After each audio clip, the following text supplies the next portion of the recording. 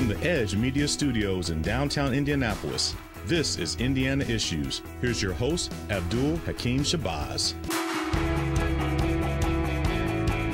And welcome to Indiana Issues, coming to you from the Edge Media Studios in downtown Indianapolis. I'm Abdul-Hakim Shabazz, the editor and publisher of IndyPolitics.org. Well, Joe Biden has a Super Tuesday, and things are moving as they get ready to wrap up in the Indiana General Assembly, so I'll talk about that and more is our panel of political experts, our good friend Mark Rutherford, Libertarian. Mark, thank you very much for being with us. Thank you. Democrat Kip Tew. Kip, good to have you on the program. Glad to be here. And last but not least, Republican Kyle Walker. Kyle, thank you for joining us. Glad to be here. Well, gentlemen, let's go ahead and start. As we record this program, we're just still coming off of Joe Biden's big win in Super Tuesday in the race for the presidency. He won 10 states. Bernie Sanders won 3. California still being counted, but Bernie Sanders expected to walk out ahead. Biden won in part, Kip, because Pete Buttigieg, Amy Klobuchar dropped out. Your thoughts on, is Joe Biden the very likely nominee? I don't want to jinx him by saying that. I personally hope he is the nominee at this point. Sometimes it's be careful what you wish for, but I do believe that you left out a couple of reasons why he had such a big Super Tuesday. The first one being Jim Clyburn and what happened in South Carolina. And winning Texas, I think part of that actually goes to Beto O'Rourke, who also endorsed him on that day. A whole bunch of things came together within the span of like 72 hours that really was fairly amazing in politics. He had not spent money in most of those states, not a dime, didn't have any staff on board, and yet he still won them. I don't think anybody sitting around here would have ever predicted anything like that to happen. So we're in uncharted territory. We have been since sometime in 2016 in American politics, and we're all learning on the go as to what to expect, I think. Kyle, what are your thoughts? Not so much as a Republican, but as a practicer of politics, to see where Joe Biden was, after Iowa, New Hampshire. As I jokingly told somebody, I haven't seen a resurrection like this since 33 A.D. No kidding. I mean, it was really an amazing comeback. As Kip said, he didn't really have infrastructure, and many of these states didn't really have the money to have the infrastructure or the advertising. To see the complete lack of efficacy of Bloomberg's advertising and his plan for Super Tuesday, and then the really almost every sector of the Democratic Party sort of coalescing around Joe at the last minute, when it was needed. It was nothing short of miraculous for him, and certainly pulled him off of life support, and now it looks like he is probably going to be the nominee. Mark, like I said, you're a long-time observer. Have you ever seen anything quite like this? No, I never have, although it's a thing that oftentimes political parties want to see happen, and that is people who were more like-minded and had something they didn't like. That was people who did not want Sanders to get the Democratic nomination. It just seemed all of a sudden, and this is a credit to the Democratic Party, they just kind of came together and said, we just need to get our act together. I don't know how it happened, why it happened, what calls were made beforehand, but just kind of, we've got to do that. And so Biden got a huge jump. So all these constituencies came together and said, we're going to have to support him. And the thing that you need to look at is Sanders' numbers are down in the youth vote. Yeah. I don't think this race is over. I mean, I know Kyle said he thinks it probably is. I don't think it's over. And the only reason I don't think it's over is because everything that I think and have thought about politics over the course of the last 3 years has been wrong. All indications are that he's on a path now to being the nominee, and he's 30, 40 points ahead in Florida, which is the last really big contest. There's other big states, but that was one people thought might be contested. I think Bernie blew it in Florida with his embrace of Fidel Castro, so I think his ability to come back there is pretty tough. But it's not over. Anything can happen. I love Joe Biden, but he also sometimes his mouth can get him in a lot of trouble as well. So anything can happen. Right now we got 3 people who are over the age of 77 competing for the presidency of the United States. Health could be one of those factors we don't know about that could that could intervene here. We don't know. I mean, I just expect the unexpected. And I want to get to Mayor Pete in just a second, but what about Elizabeth Warren? Once again, she had a horrible Super Tuesday. On a good day, maybe came in third, even in her home state of Massachusetts. Yeah. Well, that's not a good day. That is not a good day. Right. So does somebody? I mean, I guess the question everybody's trying to figure out is, where do her supporters go? I mean, do they go to a Bernie Sanders, or do they say?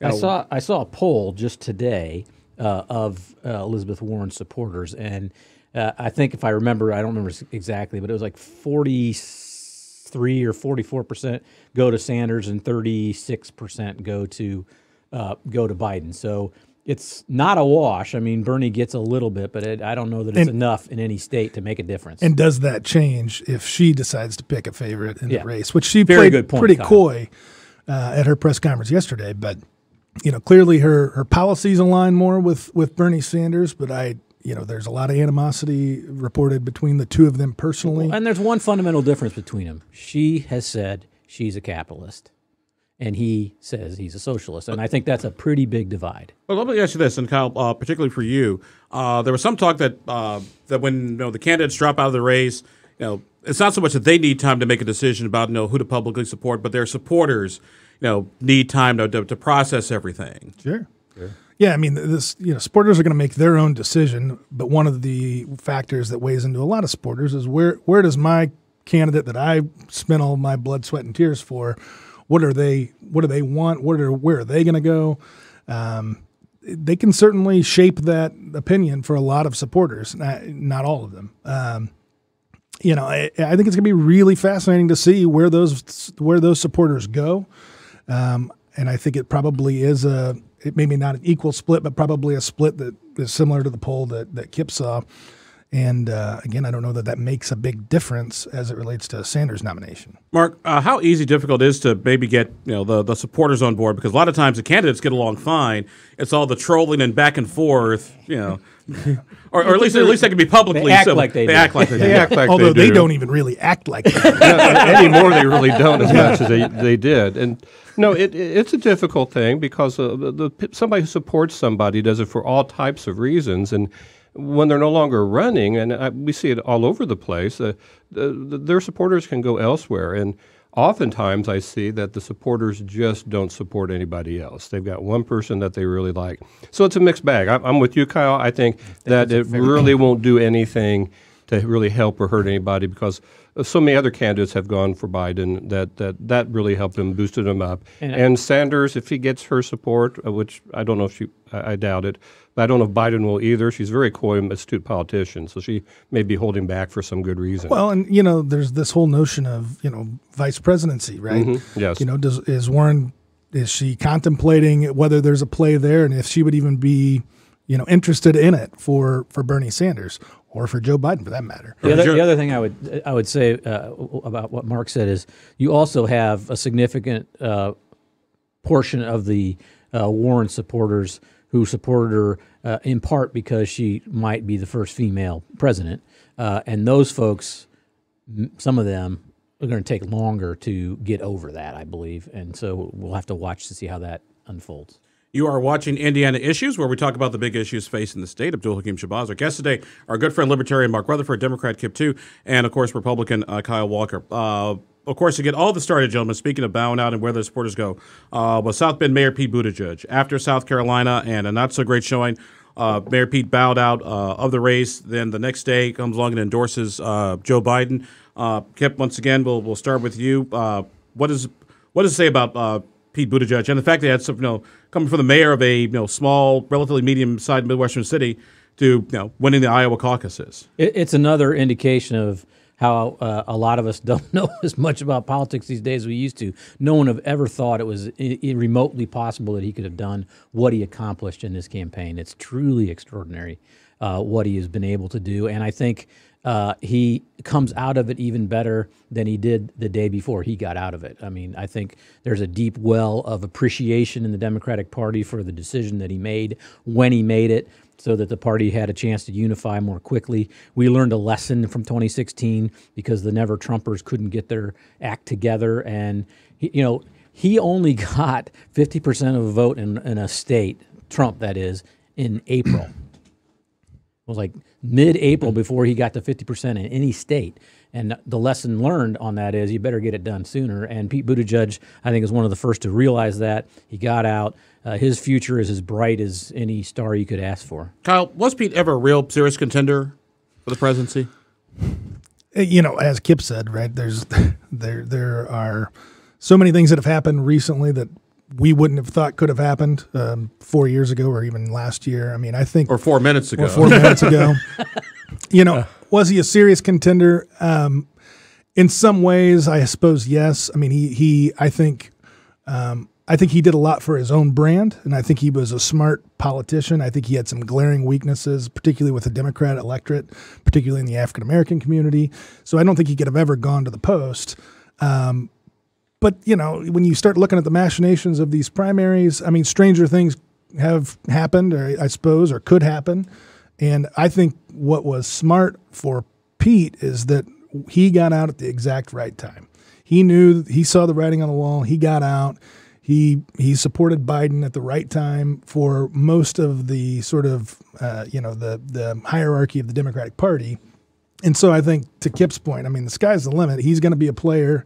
And if you see Joe Biden as president, which I don't think you're going to, but if you did, I think you'd see Pete Buttigieg in some important role. I want to show a quick graphic up on the screen here. This kind of goes to what we're talking about, where do the supporters go? Nate Silver, the 538, did an analysis of all the primary states, and this is prior to South Carolina. His analysis of Indiana was that Bernie Sanders had a 34% chance of winning, Joe Biden second, Pete Buttigieg third. Now, let's go post South Carolina, take out Pete. We see Joe Biden now first, Bernie Sanders second, and this is before Michael Bloomberg and Elizabeth Warren both dropped out of the race. Mark, what do those numbers say to you? I'm not surprised by them at all. I mean, Joe Biden seems to be the type of Democrat that Hoosier Democrats would like, from my personal experience. Sanders has there are a lot of youth who like him, and there's part of the reasons for it is he says what he means. I think they like that. You get what you think you're going to get. But I think from a more conservative state, even with the Democratic Party, Biden fits that mold way better. I don't think that shows a weakness or anything.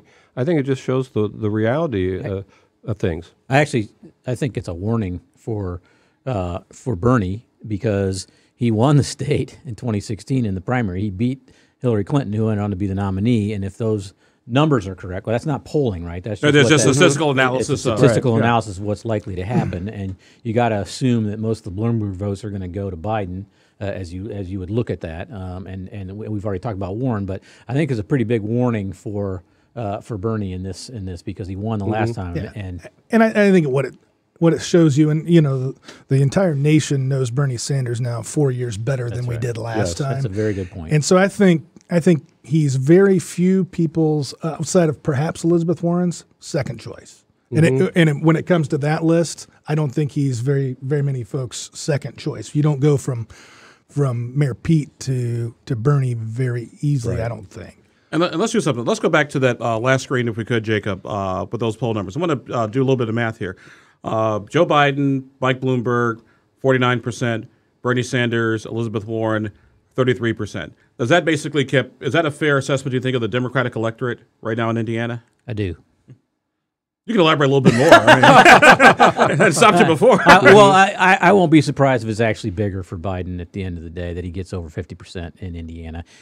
Mark said it, and I think it's absolutely right. Joe Biden is right in the mainstream of what Hoosier Democrats are, who we put up before, and those types of things. Well, the issues that Joe Biden has had up to this point, which is a lack of money and infrastructure, are going to go away very quickly. Yes. Already are. Yes. He's had a torrent of money come into his campaign. So, I think by the time you get to May in Indiana, that's a big question. It's a totally different ballgame. Yeah. Here's a bigger question, gentlemen. Is it still a ball game come May? Probably not. Oh, boy. It may be, because the Sanders people are very supportive of him, and they're going to keep showing up, and it's going to be the same 25, 27%. But will the handwriting be on the wall by May? Yes, you bet, is my opinion. Go ahead. I was going to say, I think that I don't see a scenario under which Bernie gets out. No. He didn't get out the last time. I don't see him getting out this time, but I've been wrong about so much. I could be wrong about that. And so I do think we're going to have a contested primary in Indiana in May, but I feel pretty good about Joe Biden winning. You are watching Indiana Issues. Our guests are our good friends Mark Rutherford, Kip Tew, and Kyle Walker. We're going to take ourselves a quick break. We come back. Indiana lawmakers getting ready to call it a day, and is the career of the current Indiana Attorney General about to come to an end? We'll talk about that and then some. You're watching Indiana Issues. We'll be right back.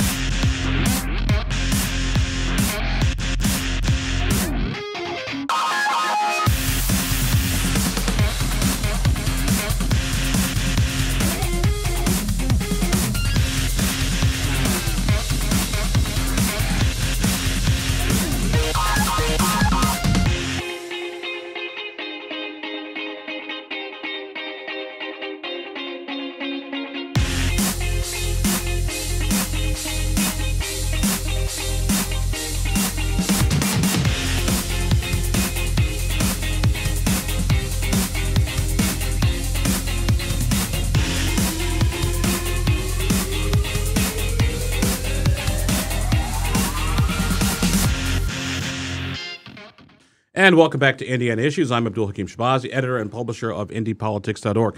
Today we're talking about some of the big issues facing the state of Indiana with our guest Libertarian Mark Rutherford, Democrat Kip Tew, and Republican Kyle Walker. Well, gentlemen, as we record this program, Indiana lawmakers are wrapping up the 2020 session. They addressed a lot of issues, things like education, tobacco, hands-free driving, but also some road bumps along the way, particularly having to deal with hospitals and sort of surprise billing, and ironically, issues of local control, particularly with the city of Indianapolis. Mark, we'll start with you. How would you rate how lawmakers did this year? Well, I think they did fine. I mean, it's not a budget year, so those are the ones that get the wildest. They're starting to address some issues, I think, that are important. Indigo was an interesting issue that Aaron Freeman brought up, and it's caused a lot of consternation on that. But I think the issue brought up was fine, and hopefully they'll be able to work it out. Just let folks know at home, basically, in order for Indigo to get its funding, yes. A few years ago, lawmakers included a provision that said they must raise 10% through sort of a not-for-profit charity foundation. They hadn't raised any money. That had gotten some folks who weren't crazy about Indigo mad and upset, say, well, if you're not going to raise your money, we're not going to give you state funds. Right. Then the question about bond authority and whether you can do that and move the goalpost, and it became a big giant word that rhymes with cluster truck. Right, right, exactly.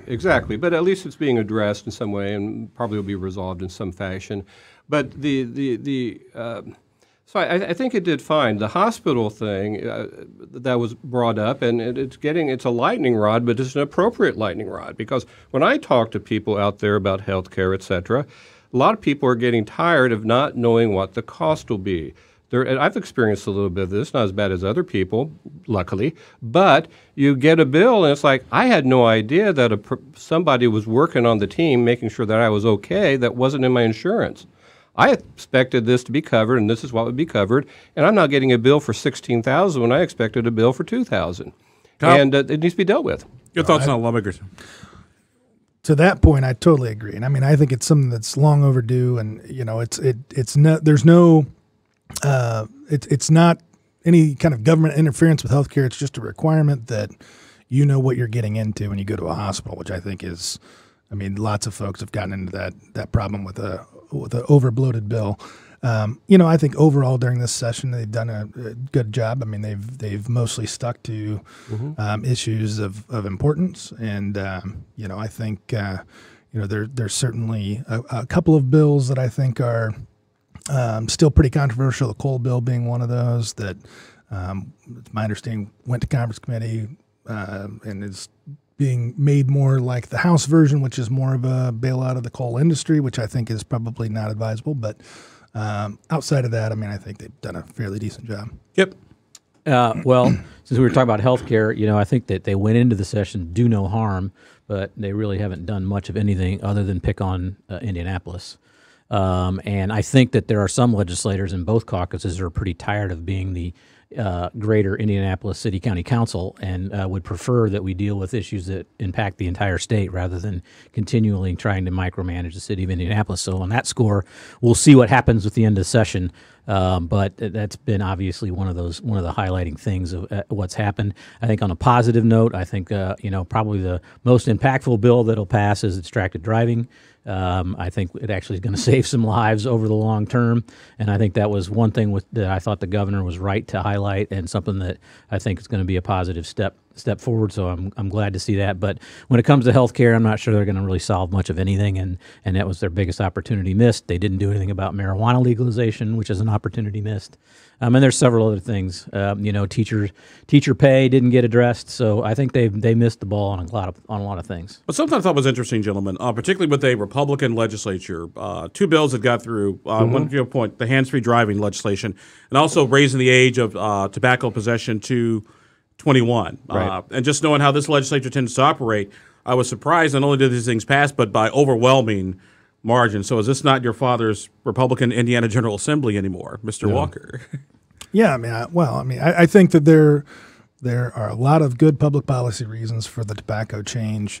The legislators were, educated on that over the last couple of sessions and took action this year. And I think it's a smart play. I think it certainly will help with both the, younger folks not starting and then the cessation of some of the young kids that have unfortunately started a bad habit early.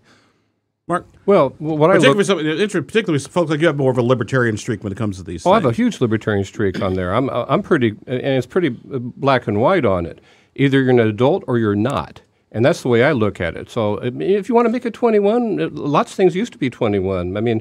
I can argue pro or con on what it should be, but let's be consistent. So that I found to be more like, I don't like the inconsistency, and I don't like people being told what to do unless it applies in a fair way. The thing I look at, though, in the General Assembly is especially this session, is because budget years when I think they really make the tough decisions. They have to. The financial aspect does it. And so I saw a lot of things being percolated at this session, and they did it. So they approached it. Whether it's a good idea or not, we'll find out next year.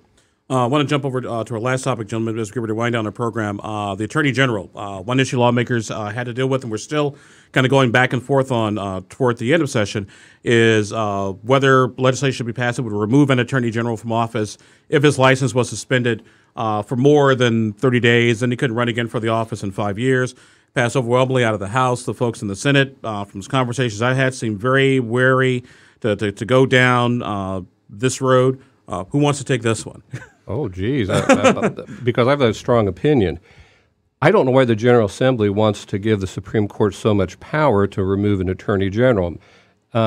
I do believe that they're very comfortable with the Indiana Supreme Court, which I am too. I like the people on the Supreme Court, and they probably would not to be worried about. But what's going to happen 20 years from now if you have this change that if you are suspended by the Supreme Court, you're no longer Attorney General? I'd prefer the voters make the decision. I think they will. I think he may not even get nominated for the Republican nominee as Attorney General. There'll be solutions to it. But I'm very weary about the Supreme Court, especially a Supreme Court that may have changed being able to remove an Attorney General by suspending the license for 60 days. Well, but the problem with that is that the current law, that the current statute for the Attorney General is pretty ambiguous, and in any case, if they don't address it at the state legislature, if there's a lawsuit related to any kind of potential suspension, it's ultimately going to go to the Supreme Court to get arbitrated anyway. Or to decide it anyway. So I think it's within the purview of the General Assembly to clarify this law and add some additional clarity to it, and to provide some clarity to the Supreme Court if they should ultimately decide on this. I just disagree with their clarity. And I guess the question is, Kip, I want to get you in here, is it so much that the law needs to be clarified, or is it a timing issue? Because it seemed to be happening sort of the last hour, the last minute of the last day. I think the Republicans in the legislature who are trying to get this through are trying to send a message to their electorate that we need to get this guy off the ballot because he's going to be a liability. I think that's what it was for. I don't think there's any higher purpose than that. But I'm sure they can say that. I do agree with Kyle Walker, yeah. What's your name? I agree with Kyle with respect Hupper's the other one. Yeah. I'm not going to tell you what I was going to call it. No, I think that it does need to be clarified, and I from a public policy standpoint, I don't think you ought to have an attorney general who can't practice law. I mean, that seems to me makes a good deal of sense, that you don't want to have somebody in office who's been suspended from the practice of law. I understand the point that you're making is that gives the Supreme Court too much power, but not really. I mean, if you've done something that rises to the level that the Supreme Court has to send a disciplinary commission on you, I have enough faith in at least the state court that they're not going to play politics with. And that. they ultimately have that power anyway. Yeah.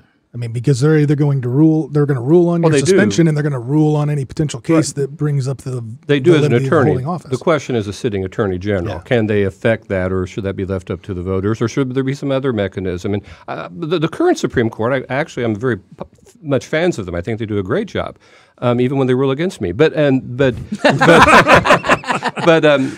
to say that. Yeah, I have to say that. But 20 years from now, things change. You got to think ahead of time. Is this a good idea for the future, or is there another way to approach this to give clarity to the Supreme Court? But what about, gentlemen, like I said, once again, the whole issue of timing? Because like I said, from a policy perspective, I had a conversation with someone this week. What the legislature is doing makes sense. If your attorney general cannot practice law and the statute requires the attorney general be an attorney in good standing, I mean, it's pretty simple stuff. I jokingly say the question is, and I say this because my lovely wife is in the other green room, hopefully not listening, it's the difference between me buying my wife flowers because it's her birthday versus me buying my wife flowers because I forgot it was her birthday. We're still doing the same thing, but the motivation just seems questionable. Right. Like I said, luckily she's not wearing headphones, so she can't hear those conversations. As long as you don't forget, it's not a worry. Our guests today are our good friends, Mark Rutherford, Kip Tew, and, of course, Kyle Walker. You're watching Indiana Issues. Gentlemen, we'll now come to the end of our program where we make our predictions. We try to look at what through the political ether, what are we seeing out there, what are we paying attention to? So, Mark, we'll start with you. Well, I'll do one that's more personal to my political party, and that's Justin Amash up in Michigan. He again said something that makes it think like he's looking to run for president. And the question is, if he does he become the kind of Sanders, because Sanders is very direct and says what he thinks very stridently, and so does Amash. Is that going to have any effect if it turns out to be a close race? Kip, I'm with you. The rules have changed, and we don't know what the rules are. They're being recreated, so I don't know what will happen.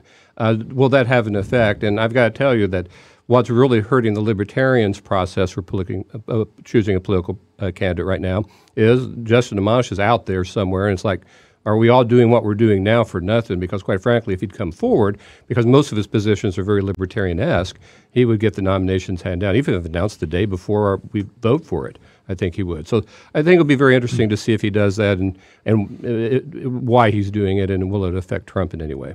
Yep. I don't really have a prediction, but I will say that I think most Indiana Democrats who are around people that are elected Democrats breathe a big sigh of relief this week when Joe Biden emerged as the front runner. There were folks that were really concerned about his effect on down ballot, and they feel better today. We don't know if in the end we're right, but everybody does feel better. Kyle? I think it's going to come down to a Trump-Biden Donnybrook in November with Trump winning, but I do think it's going to be a battle. I mean, I think when you break down the states, there's the Democrats start out with a fair number of electoral votes. The Republicans start out, and we're fighting for 5 or 6 states. But I think in the end, Trump comes out. Continue to monitor how the state of Indiana handles the coronavirus. We just had a report as we record this program of the first diagnosed case of the virus here in Indiana. The big question is going to be how long has this person been exposed to other folks here in the state of Indiana, and what has Indiana learned from the Scott County HIV outbreak from back in 2015. So I definitely think those are things that'll be worth keeping an eye on. Our guests today, ladies and gentlemen, have been Libertarian Mark Rutherford, Democrat Kip Tew, Republican Kyle Walker. And once again, big giant thank you to our friends here at the Edge Media Studios in downtown Indianapolis. Thank you for joining us. We appreciate it, and we'll see you next time on Indiana Issues.